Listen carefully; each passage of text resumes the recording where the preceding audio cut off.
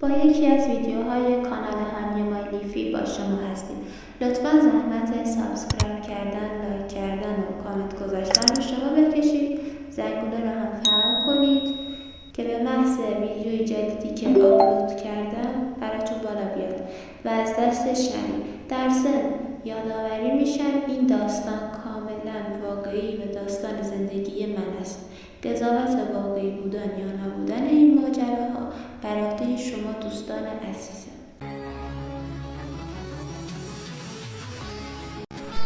مصطفی گفت میشه از این به بعد به جا آبجی صدات بزنم خانومم؟ نگم که یهو از این رو به اون شدم. همش در طول یه هفته به طور عجیبی وابسته شده بودم. دارم تو ذهنم باش سناریو سازی میکردم. با تمام وجودم گفتم حتما چرا که نه آقایی. بله باز شروع شد. داداشی شد آقایی. آناهیتا همون دوستم که قبل مصطفی باش مجازی آشنا شده بودم همش مسخره میکرد. میگفت شما یه شورشو در آوردین.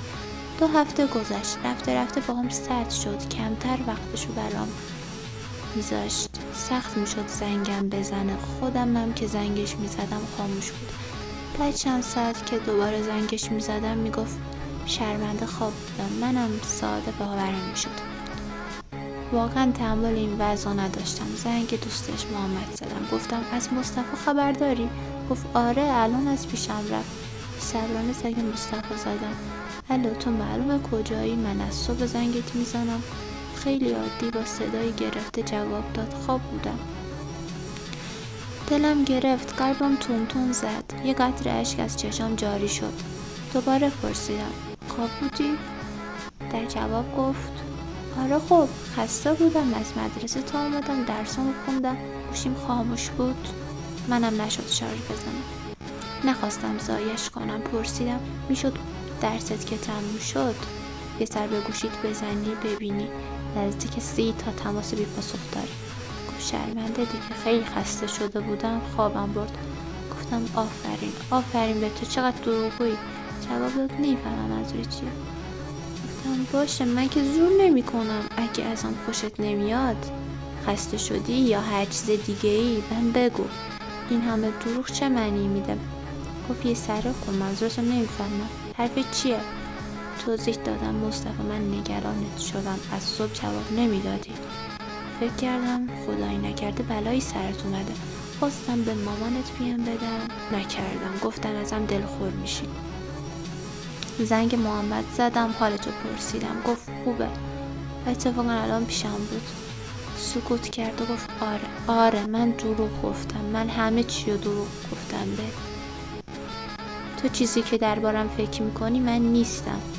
دیدم تو ساده ای ازت خوش آمد. من قلبم تون زد. با اینکه اون لحظه ازش متنفر شدم قلبم تون میزد به خاطرش. از چشام اشک ریخت. حالم یه وضعی بود. غرورم رو له کردم و گفتم خودت میگی ازم خوشت اومده پس الان چرا میخوای ازم دور بشی؟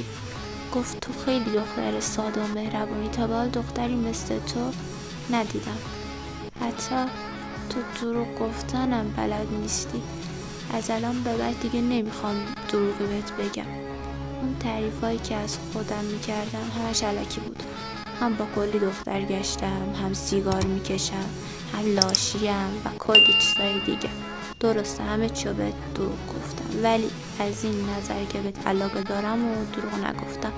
با این یک کلمش کل کارش از یادم رفت. اصلا برام مهم نبود. چند لحظه پیش قلبمو شکسته. گریم گرفت. گفتم اینا که گفتی مال قبلنته و دیگه تکرار نمیشه.